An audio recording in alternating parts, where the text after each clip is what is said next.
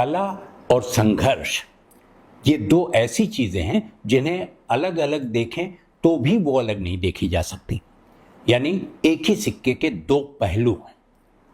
ये संभव है कि कुछ लोग हों जिनके पास संघर्ष करने की जिनको जरूरत न पड़ती हो, जिनके पास ऐसी सुविधाएं उपलब्ध हों, लेकिन प्रारंभिक जीवन में कला संघर्ष से अलग हो ही नहीं सकती।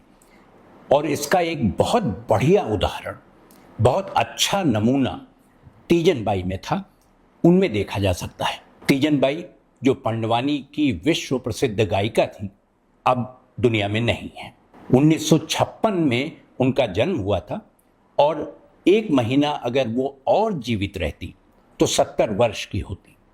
अगले महीने उनका 70वां जन्मदिन होता, लेकिन ऐसा नहीं हो सका। तीजन बाई ने ये सारी चीजें जो हासिल की जीवन में, और उनका पूरा जीवन उस कला के लिए समर्पित था जिसमें प्रवेश की अनुमति महिलाओं को थी ही नहीं।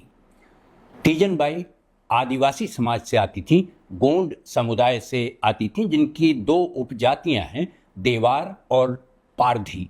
तीजन बाई पारधी समुदाय की थी। अवध पंच में मधुकर उपाध्याय का राम राम। इससे पहले कि हम बात करें तीजन बाई और उनकी पंडवानी गायकी की, और जो उन्होंने करिश्मा किया जिसने इस गायन विधा को, नृत्य विधा को, एकल नाट्य को दुनिया के मंच पर स्थापित कर दिया, ये जानना अच्छा रहेगा कि पंडवानी है क्या। पंडवानी में पहले जो 3 अक्षर हैं पंडव, ये पांडव हैं जो महाभारत से के चरित्र हैं, महाभारत से जुड़े हुए हैं। और जो पंडवानी है वो इन्हीं पांडवों की कहानी है। यानी पंडवानी कौरवों की कथा नहीं सुनाती। पंडवानी में वो सारी चीज़ें जो पांडवों से जुड़ी नहीं हैं नहीं आती। उनका संदर्भ तभी आता है जब उसमें पांडव किसी तरह शामिल हो। इसकी शुरुआत काफ़ी पहले हुई थी। चूँकि ये एक आदिवासी कला है तो ठीक ठीक ये बताना मुश्किल है कि किसने शुरू किया होगा पंडवानी गायकी, लेकिन देवांगन का नाम इस संदर्भ में लिया जाता है कि उन्होंने इसे स्थापित किया। पंडवानी की 2 विधाएं हैं। एक विधा को वेदमती कहते हैं और बहुत मुश्किल से जो महिलाएं आई भी पंडवानी गायकी में, उन्हें वेदमती तक रोक दिया गया। वेदमती में आप घुटने मोड़ कर बैठते हैं और सीधे बैठकर गायन करते हैं। उसमें नृत्य शामिल नहीं होता, भंगिमाएं होती हैं, अभिनय होता है और शब्द होते हैं। लेकिन इसका जो दूसरी इसकी विधा है उसको कापालिक कहते हैं, और कापालिक में महिलाओं का प्रवेश वर्जित था। इसकी वजह से भी जो तीजन बाई को समस्याएं हुई, वो उनका एक बड़ा कारण कापालिक शैली में गायन था, कापालिक शैली का नृत्य था। इसमें वो चरित्र जो सामने होता है मंच पर, वो खड़ा होकर एक तंबूरे और एक दूसरे हाथ में एक करताल के साथ अपना जो उसकी प्रस्तुति है वो सामने रखता है। चूँकि पुरुषों के लिए माना जाता था कि ये पूरी कापालिक जो पंडवानी है इसमें उन्हीं का अधिकार है, तो जब अपने नाना से सीखने के बाद तीजन बाई ने कोशिश की कि वो पंडवानी गाएं और कापालिक शैली में गाएं, तो समस्याएं एक के बाद एक आती ही गईं।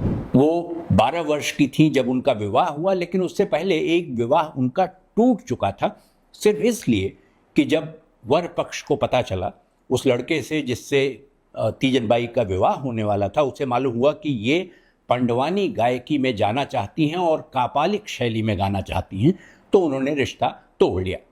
तीजन बाई का दूसरा विवाह हुआ और उसमें भी पति का साथ तीजन बाई को नहीं मिला।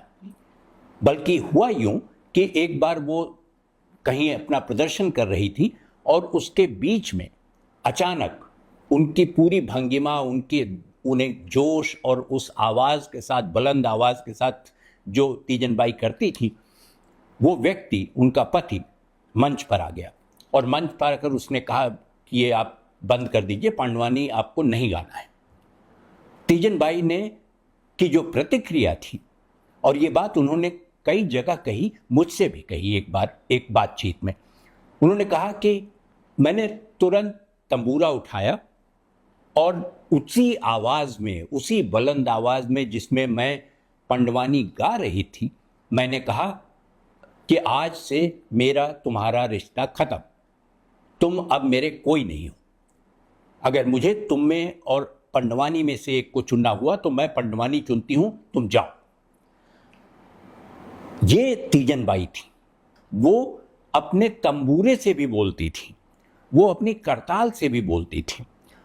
जैसे जब गायन के बीच में कृष्ण का प्रसंग आता हो तो अचानक तंबूरा उनके हाथ में और उनका अभिनय, उनके चेहरे के भाव ऐसे हो जाते थे कि वही तंबूरा सुनने वालों को बांसुरी दिखाई देने लगता था। जब भीम का उल्लेख होता था तो अचानक उनकी आवाज में वो भारीपन और बढ़ जाता था और वही तंबूरा गदा बन जाता था। जहां द्रौपदी का उल्लेख होता था, तंबूरा जिसके पीछे एक किनारे फूल लगे होते थे, वो द्रौपदी के बाल बन जाता था बिखरे हुए।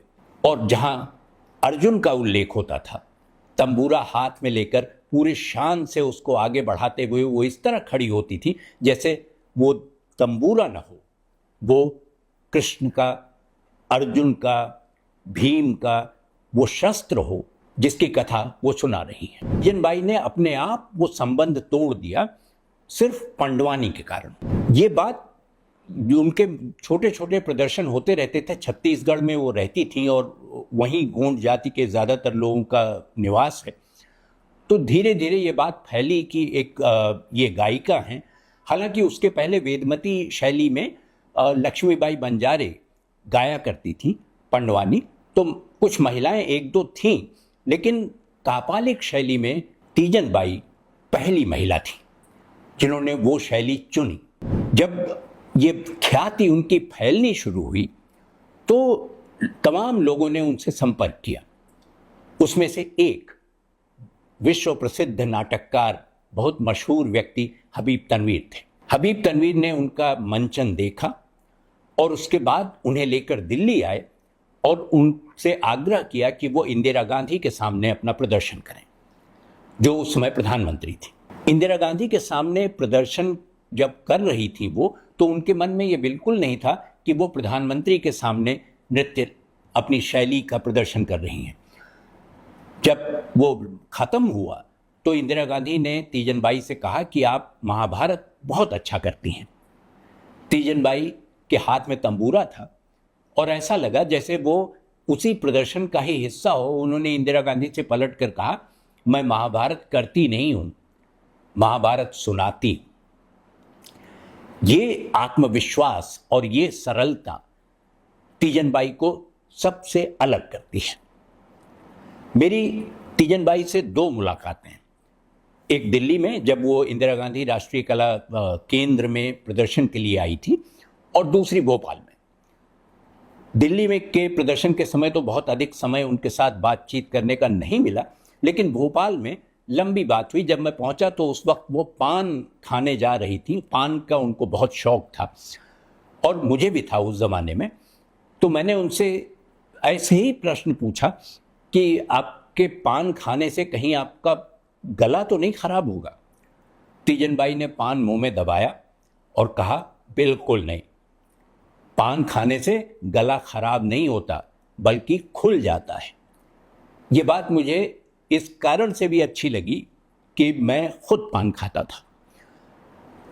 दूसरा जो उन्होंने बताया वो उनके बचपन के बारे में और ये सब, तो उन्होंने कहा कि देखिए, मेरा जन्म 1956 का है और आपको मैंने सुना है लोगों से कि एक कानून बना था 1877 में, अंग्रेज बना गए थे, जिसमें यह कह दिया गया था कि अगर इस जवार में, इस पूरे इलाके में कहीं चोरी चकारी होती है तो पहला व्यक्ति, पहला संदिग्ध जिसकी गिरफ्तारी होगी वो पारधी गोंड होगा।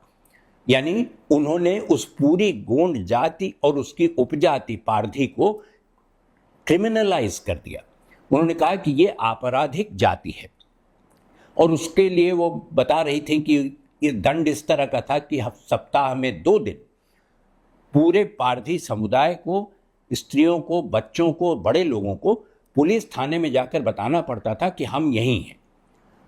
और ये यात्रा कई बार एक दिन से अधिक की होती थी, क्योंकि पुलिस थाने बहुत करीब नहीं हुआ करते थे, 20-25 मील तक जाना पड़ता था। तीजन बाई ने ये नहीं देखा, क्योंकि 1952 में जवाहरलाल नेहरू ने ये क्रिमिनलाइजेशन गोंड जो उपजाति थी पारधी, वो खत्म कर दिया, डीक्रिमिनलाइज कर दिया। इसकी वजह से समस्याएं जो आईं, क्रिमिनलाइजेशन की वजह से जो उस समुदाय के लोगों की समस्या थी, वो ये कि वो पैसे कहाँ से लाएं, घर कैसे चलाएं।